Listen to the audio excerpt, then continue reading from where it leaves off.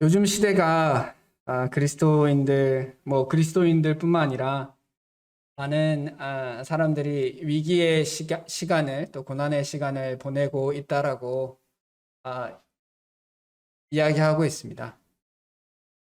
특히 이 코로나라는 이 전염병이 우리들 가운데 있을 때 결국 그 질병을 이겨내 가야 하는 건 백신도 있고 치료제도 있고 여러 가지 방법이 있을 텐데 그중에 가장 피해가 적은 방법은 자연적으로 면역이 있어서 그것을 이겨내는 것이 가장 안전한 방법일 겁니다. 그리고 가장 어려움이 적은 부분일 겁니다. 하지만 그렇게 되기 위해서는 면역력이 높기 위해서는 결국 건강해야 되겠죠. 그래서 우리가 가정뿐만 아니라 또 어떤 조직체들을 생각해 보면 결국 평소에 건강한 가정 혹은 건강한 공동체가 있을 때, 그러니까 위기가 닥쳤을 때 그것을 이겨내 갈 수 있는 힘들이 생긴다라고 생각합니다. 코로나로 인해서 가정도 어려움이 생기는 것들을 보게 돼요. 코로나 이혼이라고 해서. 또한 교회도 어려움이 생기는 것을 우리가 보게 됩니다. 사업체도 마찬가지라고 생각하고요. 자영업을 하시는 분들도 다 그렇다라고 생각합니다. 다 어려운 시기를 지나간다라고 생각합니다. 그럴 때 우리가 위기를 이겨낼 수 있는 방법 중에 하나는 우리가 그 위기가 닥치기 전에 건강한 삶을 살아갈 때 가능할 수 있다고 생각합니다. 그것이 하나의 방법이 될 수 있다고 생각합니다. 우리가 베드로 전서를 강의해 오고 있을 때 결국 베드로는 지금 성도들에게 고난이 닥쳐오고 있다. 고난을 겪고 있다라고 이야기를 해요. 그럴 때 오늘 말씀처럼 건강한 공동체가 되었을 때 우리가 그 고난을 이겨낼 수 있다라고 말씀하고 계십니다. 우리가 편할 때도 건강하지 못하면 어려움이 생기기 마련입니다. 그러나 위기일 때는 건강하지 못하면 더더욱 어려움이 생기겠죠. 베드로는 마지막 즈음에 해서 이제 편지의 마지막 부분입니다. 거의 이제 끝자락에 오고 있습니다. 이럴 때 이런 고난이 있을 때 이 교회 공동체가 어떤 모습이 되어야 하는지에 대해서 이야기하고 있습니다. 건강한 공동체가 되어야지 밖으로는 고난이 닥쳐오고 있는데 안이 튼튼하고 안에서 건강한 모습이 있지 않을 때 어떻게 그것을 이겨낼 것인가 하는 것에 기댈 것입니다. 그래서 사도 베드로는 건강한 공동체에 대한 모습을 이 5장 1절에서 7절의 모습을 통해서 저에게 보여주고 있는데요. 이 원칙은 어느 공동체에 다 적용될 수 있다고 생각해요. 우리가 딱 두 사람만 같이 가도 사람이 이끌고 한 사람이 따르는 상황이 생길 때가 종종 있어요. 2명 이상이 공동체잖아요. 그렇다면 그 공동체의 모습이 어떠했을 때 건강한 공동체로서 앞으로 닥쳐올 위기들과 고난들을 이겨낼 수 있는지 오늘 이 말씀을 통해서 우리가 도전받을 수 있으면 좋겠습니다. 네, 5장 1절에서 7절까지의 말씀 제가 봉독하도록 하겠습니다. 너희 중 장로들에게 권하노니 나는 함께 장로된 자요 그리스도의 고난의 증인이요 나타날 영광에 참여할 자니라. 너희 중에 있는 하나님의 양무리를 치되 억지로 하지 말고 하나님의 뜻을 따라 자원함으로 하며 더러운 이득을 위하여 하지 말고 기꺼이 하며 맡은 자들에게 주장하는 자세를 하지 말고 양의 양무리에 본이 되라. 그리하면 목자장이 나타나실 때에 시들지 아니하는 영광의 관을 얻으리라. 젊은 자들아 이와 같이 장로들에게 순종하고 다 서로 겸손으로 허리를 동이라. 하나님은 교만한 자를 대적하시되 겸손한 자들에게 은혜를 주시느니라. 그러므로 하나님의 능하신 손 아래서 겸손하라. 때가 되면 너희를 높이시리라. 너희 염려를 다 주께 맡기라. 이는 그가 너희를 돌보심이라. 이 말씀이 장로들에게 권한다고 해서 우리 교회 4명 빼고는 들을 필요가 없는 말씀은 아닐 겁니다. 장로라는 것에 대해서, 장로의 직분에 대해서 우리가 좀 생각해 볼 필요가 있어요. 장로가 무엇인가에 대해서 한번 생각해 봤으면 좋겠어요. 나는 장로가 아니기 때문에 장로에 대해서 생각해 볼 필요가 없는데, 입니다. 왜 아니냐면, 성경에서 장로들에 대해서 이야기할 때, 장로라는 것이 무엇인지에 대해서 이야기할 때, 어떤 특정 인물에만 해당되는 것을 이야기하고 있지 않습니다. 왜냐? 일단 장로라는 이 단어 자체가요, 족장, 그때 당시에 이제 고대 시대에 보면 어떤 시족국 집단이 모여 있을 때 그 중에 족장들을 표현할 때 장로라고 표현하기도 하고요. 그리고 실제로 어떤 가족 집단이 있을 때 그 중에 어른을 이야기할 때 장로라고 표현했습니다.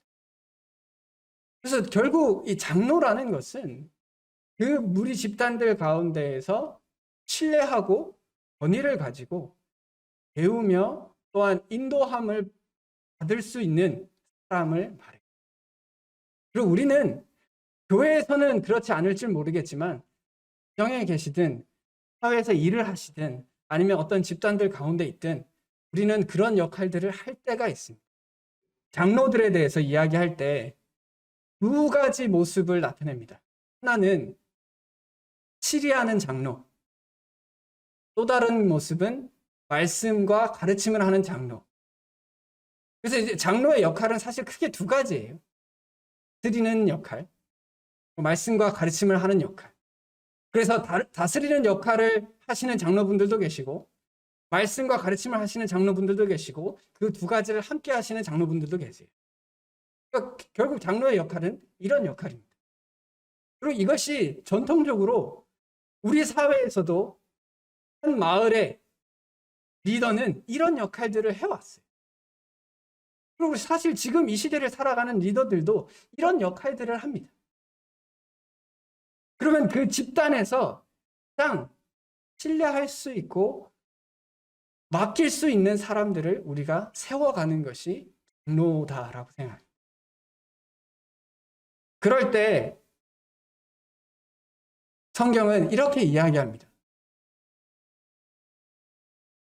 우리가 시간이 지나면서 우리가 성숙해져 가기를 성경은 기대하고 있어요.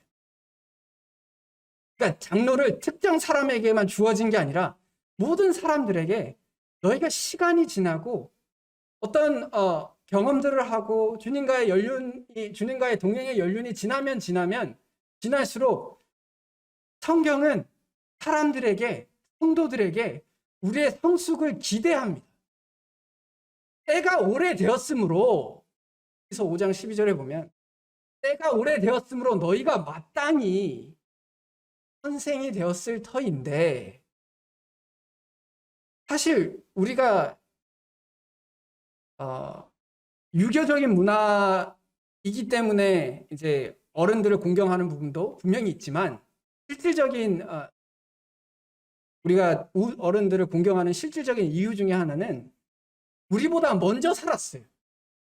우리보다 먼저 많은 것을 경험하셨습니다.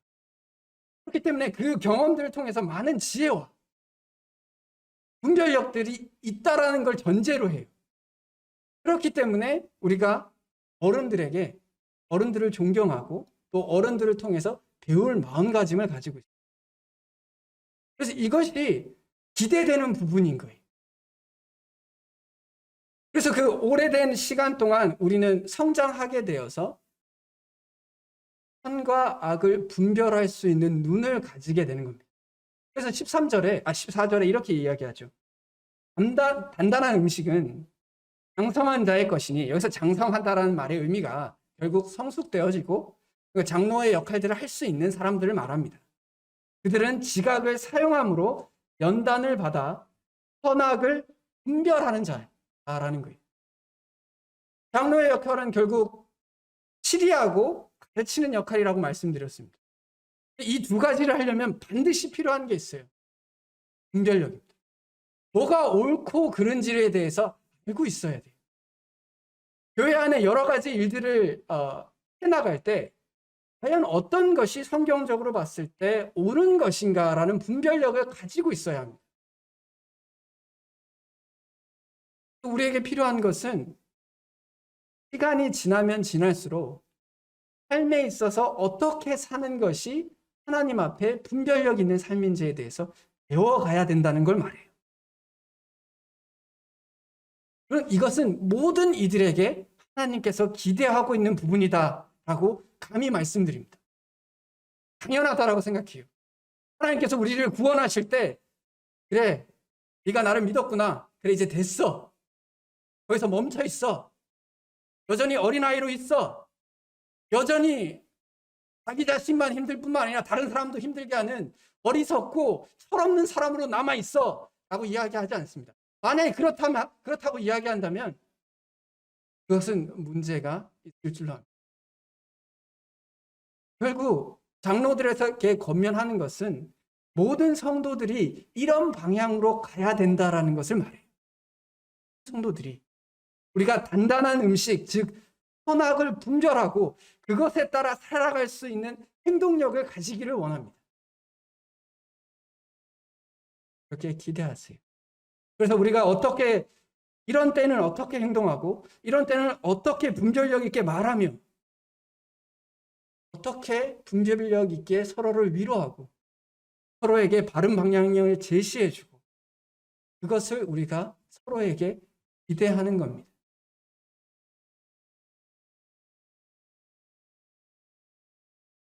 그것이 장로의 역할이죠. 그리고 그것이 모든 그리스도인들이 추구해 가야 할 방향입니다. 그런데 베드로가 이렇게 얘기해요. 그리스도의 고난의 증인이라고 얘기합니다.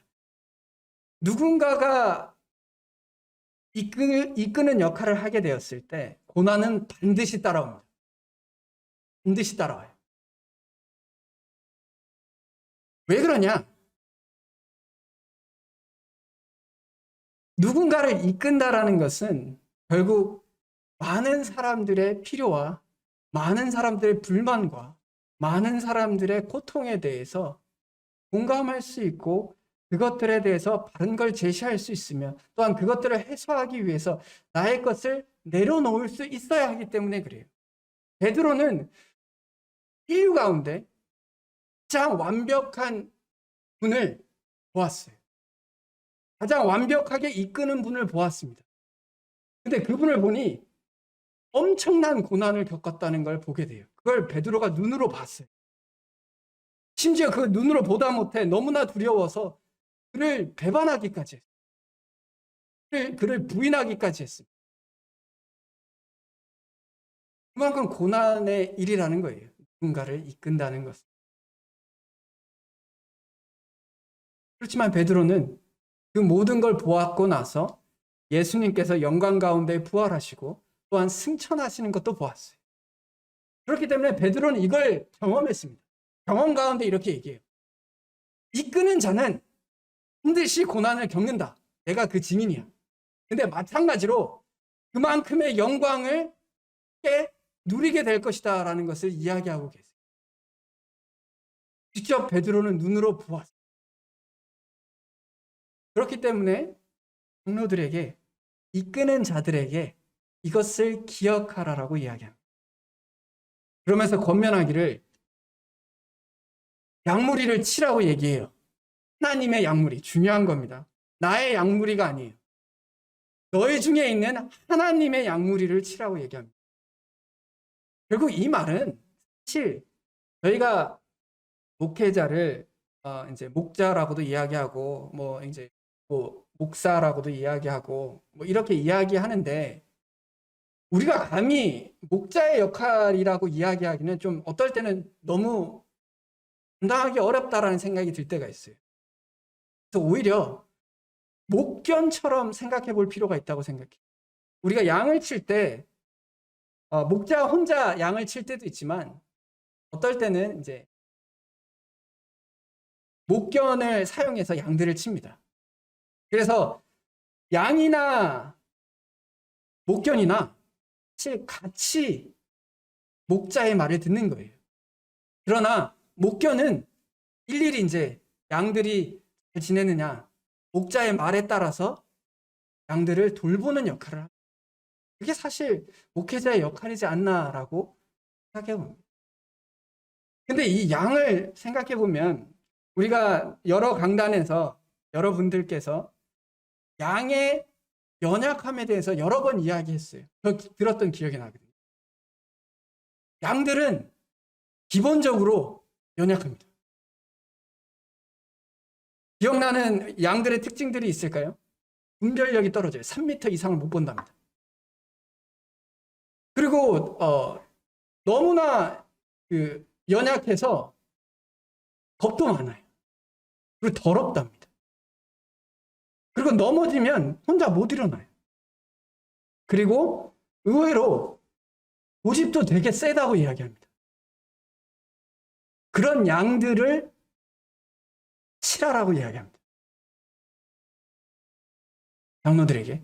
그렇게 분별력 없고 연약하고 힘들고 어떨 때는 고집 센 이런 양들을 목양하라라고 이야기해요. 어떨 때는 이거 불가능할 것처럼 보여질 때가 있겠죠. 그런데요, 이끄는 자들에게 희망이 되는 말씀이 있습니다. 그것이 뭐냐면 요한복음 10장 20절에 27절 이렇게 얘기합니다. 예수님께서 직접 이렇게 얘기하세요. 저는 이게 큰 소망이라고 생각하거든요. 내 양은 내 음성을 들으며 나를 따른다라고 얘기해요. 나는 그들을 알며 그들은 나를 따른다라고 얘기해요. 그러니까 우리가 다들 연약하지만 교회 안에 있는 성도는 하나님의 양인 거예요. 그 말은 하나님의 음성을 들을 줄 아는 사람들이라는 거예요. 그래서 그 하나님의 음성을 들으면 그것을 따르려고 하는 사람들이라는 거예요. 그렇기 때문에 교회가 돌아가는 겁니다. 만약에 이게 안 되면 불가능해요. 왜냐? 교회에서 우리에게 어떤 유익을 줍니까? 세상에서 하는 것처럼 어떤 권력을 주고 물질을 주고 명예를 줘요? 그런 교회들도 있을 수 있겠죠. 그렇지 않아요. 근데 사람들은 다 가지각색 100명 있으면 100가지 생각들이 다 있어요. 이런 집단을, 이런 조직체를 어떻게 이끌어갈 수 있느냐? 단순합니다. 우리가 다 하나님의 음성을 들을 줄 아는 사람들이에요. 그래서 내 생각이 있다라도 이미 이러하지. 하나님 말씀을 들어야지. 라고 생각할 수 있는 사람들인 거예요. 그러니까 우리가 함께 있는 겁니다.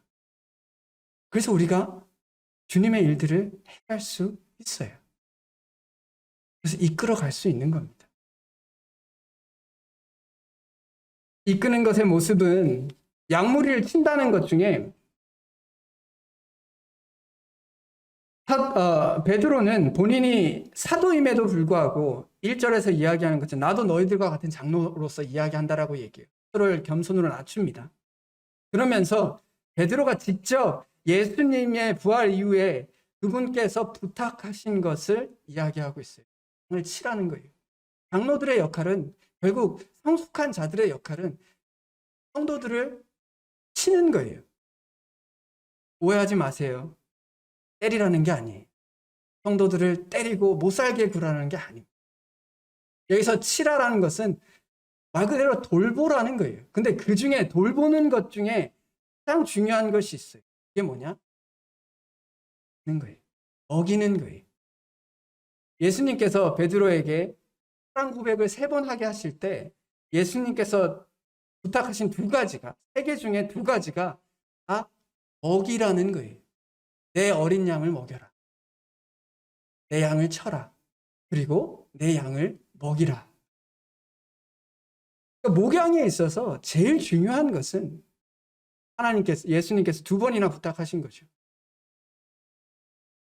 영적인 공급을 하는 겁니다. 그것이 우리에게 필요하다라는 거예요.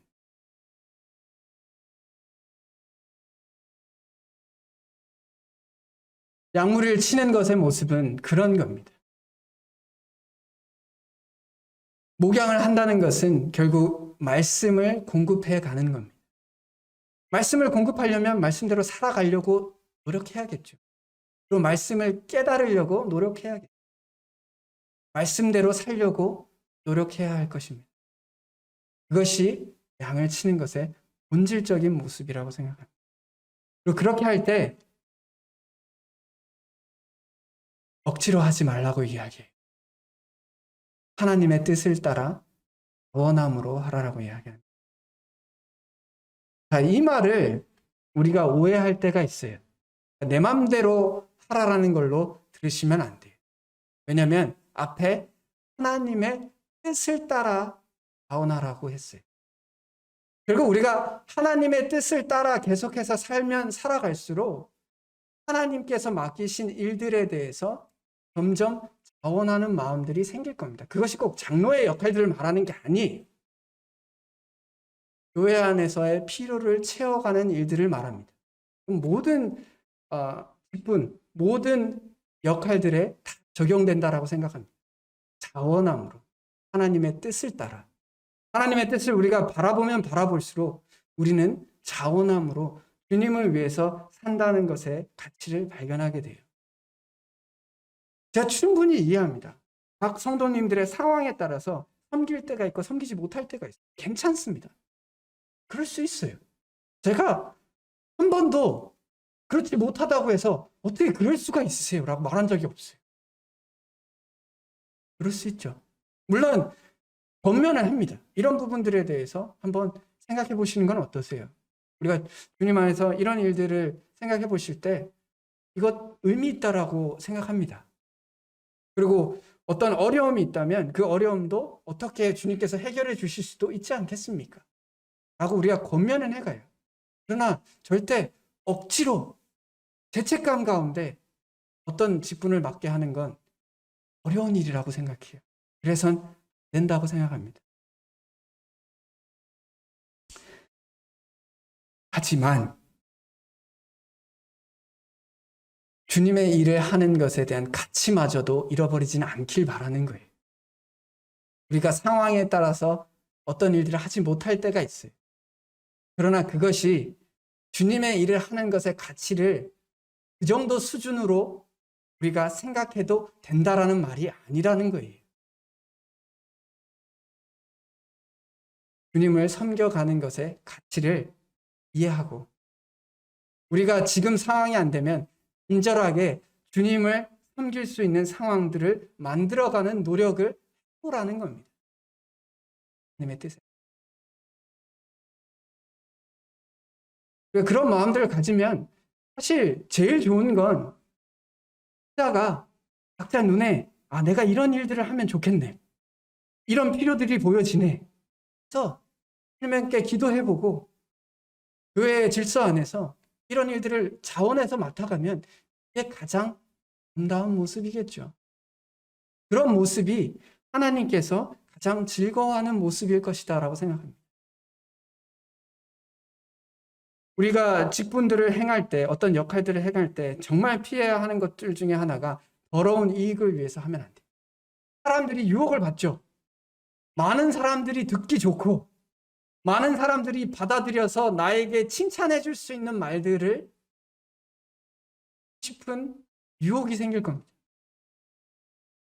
그래서 내가 어떤 이익을 취하든지 사람들의 칭찬을 받든지 어떤 권력을 누리든지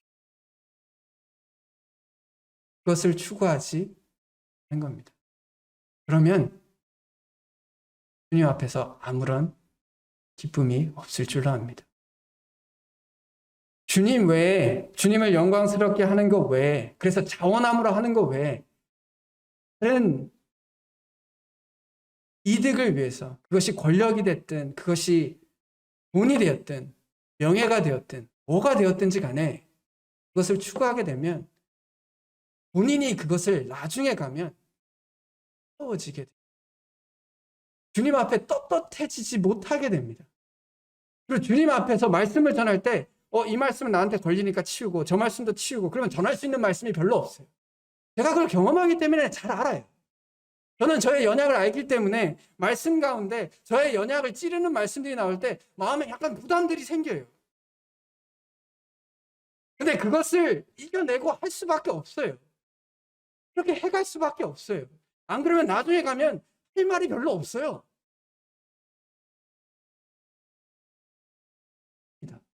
그래서 그러기 위해서 말씀과 합당한 삶을 살려고 노력할 수밖에 없어요. 안 그러면 할 말이 없거든요. 그것을 이해해야 합니다. 더러운 이득을 위해서 어떤 일들을 하려고 하면 처음엔 주목받는 것 같아서 좋겠지만 결국에는 마음이 어려워져요. 결국 힘든 상황 가운데 해줄 수밖에 없어요. 그래서 우리가 완벽하라는 건 절대 아닙니다. 저희 절대 완벽해질 수도 없고 저 자신부터도 그럴 수 없고 그냥 진솔하게 사는 거예요. 난 연약하다. 그렇지만 우리가 알듯이 가야 할 방향은 이렇게 돼야 되지 않겠나 하고 사는 거죠. 이렇게 사는 거 이런 방향으로 가야 되는 거 아니다라고 이야기하면 안 된다는 거예요. 그리고 주장하는 자세, 그러니까 지배하려고 하는 게 아니에요. 직분의 권위를 하나님의 권위를 이용하는 건 안 된다는 거예요. 내가 어떤 직분에 있다고 해서 다른 사람들을 주장해서 이거 하세요, 저거 하세요. 이렇게 해야 됩니다. 특히 나의 이익을 위해서 그렇게 하는 거 안 된다는 거예요. 그러면 안 돼요. 과거에는 사회가 이것에 대해서 조금 용인하는 사회였어요. 근데 시간이 지날수록 더더욱 이게 용인이 안 되는 시대가 오고 있습니다. 주장하는 자세가 아니라 그냥 본이 되려고 하는 거예요. 가면을 쓰라는 게 아닙니다. 잘못을 인정할 수 있는 모습이어야 한다는 거예요. 그리고 성장하는 것에 대해서 급한 마음을 가지는 겁니다. 모든 성도가 그래야 한다고 생각해요. 모든 사람들에게 각 가정에서든 직장에서든 교회에서든 어떤 식으로든 하나님 앞에 본이 되려고 한다면 충분하다라고 생각합니다. 노력해 간다면 충분하다라고 생각해요. 어떤 직분을 맡았던지 간에 그 직분의 권위를 이용하기보다 말씀의 권위에 먼저 순복하면 자연스럽게 하나님의 권위는 따라올 수밖에 없다고 생각해요. 그리고 모든 사람이 동의해 주지 않습니다. 그걸 기억해야 돼요. 예수님도 완벽하신 그분도 그분을 반대하는 사람들이 있어요. 그래서 누군가 반대하는 사람이 있다고 해서 너무 의기소침해하지 마세요. 어차피 누군가는 반대합니다. 중요한 건 내가 어떤 일을 하든지 간에 하나님 앞에 어떤 의도로 살아가느냐가 제일 중요해요.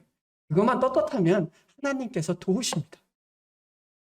하나님께서 그 길을 만들어 주신다고 생각하고 자신이 속해져 있는 집단이 하나님의 음성을 들을 수 있는 집단이라면 당연히 그것에 대해서 이해한다라고 생각해요. 둘 중에 하나겠죠. 집단이 잘못됐거나 본인이 잘못됐거나 둘 다이거나.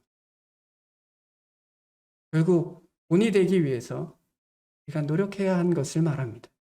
모든 성도가.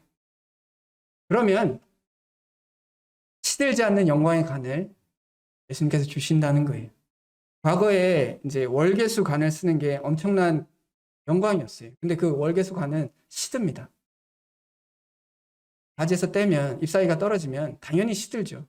그러나 시들지 않는 영광의 관을 주시겠다라고 하십니다. 목자장이. 네. 정말 단순하지만 분명한 말이죠. 그래서 우리가 각자의 자리에서 이런 삶을 살려고 자원하는 마음으로 본이 되며 더러운 이득이 아니라 섬겨갈 때 하나님께서 그 관을 주시겠다라고 얘기합니다. 이제 이끄는 자들에 대해서 이야기했다면 따르는 자들에 대해서 이야기합니다. 젊은 자들아. 그래서 젊은 자들은 문자 그대로 젊은 사람들이 될 수도 있고 아니면 배움이 필요한 사람들, 이제 구원받고 얼마 되지 않은 사람들, 어쨌든 누군가의 권위 가운데 있어야 할 사람들을 말합니다. 그런 사람들은 장로들에게 순종하라라고 얘기합니다. 먼저 된 자들에게 순종하라라고. 그것이 우리에게 요구되어지는 겁니다. 이걸 잘 이해해야 돼요. 어느 한쪽의 입장을 강조하지 마십시오. 자기 입장에서 자기가 해야 할 일들을 잘 해가는 게 최선입니다. 장로가 해야 할 일이 있다고 해서 장로들이 해야 할 일을 너무 이상적으로 만들어 놓고, 성도들이 해야 할 일이 있다고 해서 성도들이 해야 할 일을 너무 이상적으로 만들어 놓으면 현실에서 일어날 수가 없어요. 성도들이 전혀 말을 듣지 않는데 장로들이 계속해서 그것을 섬겨가라라고 이야기하는 것도 굉장히 어려운 일이죠. 반대로 장로들이 일도 안 하고 분별력도 없고 마음대로 살아가는데 성도들이 순종하라고 얘기하면 이것도 어려운 일이에요. 어려워요. 근데 각자가 서로의 일들에 대해서 생각하고 조금씩 맞춰가고 서로 격려해 가면 이 일들이 이뤄갑니다. 그래서 다 서로 겸손으로 허리를 동일하라고 얘기해요. 겸손은 나에 대해서 좀 덜 생각하는 거예요. 그리고 남에 대해서, 하나님에 대해서 더 생각하는 거예요. 겸손하면 내가 장로에 대해서 주장할 것, 혹은 장로가 성도들에 대해서 주장할 것들에 대해서 생각하기보다 내가 나의 직분 안에서 나의 역할 가운데 해야 될 것을 먼저 생각한다는 거예요. 그게 건강한 공동체입니다. 내로남불을 우리가 왜 싫어하나요? 남이 그 역할을 할 때는 막 욕하다가 자신이 그 역할을 할 때는 마음대로 해요. 어렵잖아요. 그러면 사람들이 어려워해요. 사회에서 역할들을 해 가는 겁니다. 그럴 때 한 가지, 그 겸손함에 대해서 때가 되면 높이신다라고 말씀하십니다. 때가 되면 높이신다. 그때가 좀 더디 올 때도 있고요. 아니면 중간중간에 높이시는 일들을 하실 때가 있어요. 경험하실걸요? 여러분들이 나의 중심성을 좀 내려놓고 살아갔을 때 여러분들의 삶 속에서 하나님께서 여러분들을 높이시는 순간순간들을 경험했을 거라고 생각해요. 하나님께서 위로하시거나 하나님께서 칭찬해 주시거나 다른 사람들의 입술을 통해서 내가 당신으로 인하여 격려받았다라고 이야기하는 것들 우리가 경험하지 않나요? 겸손하게 살아갔을 때 그럴 수 있다고 생각해요. 그리고 마지막이 되었을 때 하나님 앞에 섰을 때 됐다, 충성된 종아 라고 하는 것이 하나님의 높이심이지. 그때가 온다라는 겁니다. 너무 염려하지 마세요. 사실 방금 우리가 이야기했던 자원함으로 하는 것과 본이 되는 것과 겸손한 이 세 가지의 본질적인 건강한 공동체를 만들기 위해서 본질적으로 필요한 이 세 가지는요, 우리가 염려하기 때문에 잘 못하는 거예요. 왜요? 왜 우리가 자원하지 않냐면 불안하기 때문에 그렇습니다. 내가 자원해서 잘 될까? 내가 자원했다가 괜히 나서는 사람이 되진 않을까? 괜히 사람들에게 손가락 받질 않을까? 불안하거든요. 또 본이 되는 사람을 살려고 해도 손해볼까 봐. 내가 본이 되는 삶을 살려면 어느 정도의 희생이 따라가잖아요. 그러면 손해볼까 봐 염려하는 거죠. 겸손하지 못하는 이유는 무시당할까 봐. 내가 겸손하게 다른 사람들의 입장을 먼저 생각했을 때 사람들이 나의 입장을 생각해 주지 않을까 봐. 나를 무시할까 봐. 염려하기 때문이죠. 그래서 베드로가 그것을 다 알고 이렇게 얘기해. 너 염려를 맡겨라. 손해볼 것 같지만 손해 안 봐. 불안할 것 같지만 괜찮아. 무시당할 것 같지만 그렇지 않아. 얘기해 주시는 거예요. 그 모든 염려를 하나님께 맡기라는 겁니다. 왜냐? 하나님께서 우리를 돌보시는 분이시거든요. 여기서 목자에 대해서 이야기할 때 궁극적으로 우리의 목자가 누구신지에 대해서 베드로는 언급하고 있어요. 너도 똑같은 양이야. 우리 모두가 양일 때 진정으로 우리를 돌보고 인도하는 분은 목자장이신 예수님이야. 그러니까 너무 염려하지 마라. 이게 맡겨라. 그래도 우리가 염려할 때가 있겠죠. 그럴 때 어떡하겠어요. 또 그럴 땐 그렇게 가는 거죠. 우리가 또 그렇게 할 때 하나님께서 또 위로해 주시고 하는 기회를 또 주시잖아요. 그럼 다시 회복돼서 그 길을 가는 거고. 우리 너무 거창하고 뭔가 죽을 것 같이 뭐 이거 아니면 안 될 것 같이 이렇게 섬기실 필요 없다고 생각해요. 우리가 할 수 있는 데까지 하고 주님 안에서 또 우리가 너무 순교라는 것들에 대해서 너무 우상화시키는 것도 어려움이다라고 생각해요. 우리가 주님 안에서 또 넘어질 때도 있고 우리가 실패할 때 있잖아요. 베드로가 산 증인이잖아요. 얼마나 실패를 했습니까? 다시 일어나서 그 길을 가잖아요. 빌립보서에서도 사도 바울도 마찬가지죠. 무엇도 염려하지 말고 다만 모든 일에 기도와 간구로 너희 구할 것을 감사함으로 하나님께 가. 너희 마음들과 생각들이 지켜져.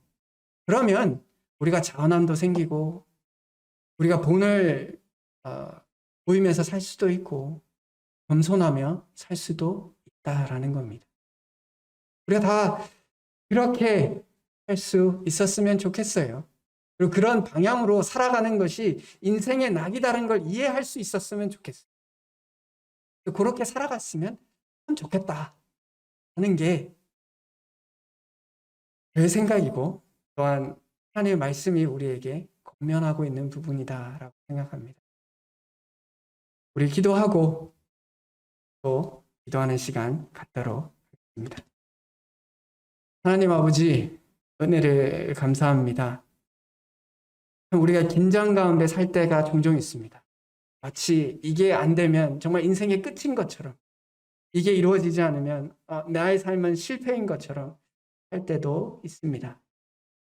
그러나 우리가 그런 불안과 염려를 주님께 맡겨서 우리가 하나님의 양으로서 하나님의 음성을 듣고 하나님의 말씀을 따르며 그러므로 우리가 시간이 지나고 연륜이 찼을 때 하나님의 하나님의 교회를 우리가 서로 돌보고